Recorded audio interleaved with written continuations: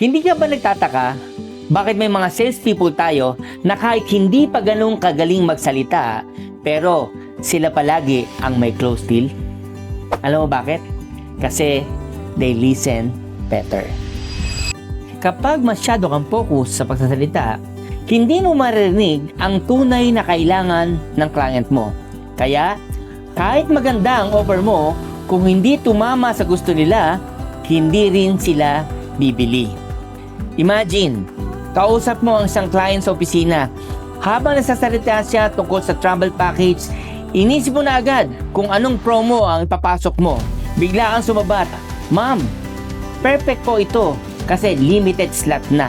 Pero hindi mo narinig na may conflict pala sa schedule niya. Ayun, automatic loss of sales. Now imagine, instead you pause and say, so ma'am, gusto niyo po bang hanapan ko kayo ng flexible date? With this, you just showed that you care, not just to sell. When you listen more than you talk, you earn trust. And tandaan mo, sa sales, trust is everything. No need maging masyado kang magaling magsalita. Ang kailangan mo, marunong kang makinig.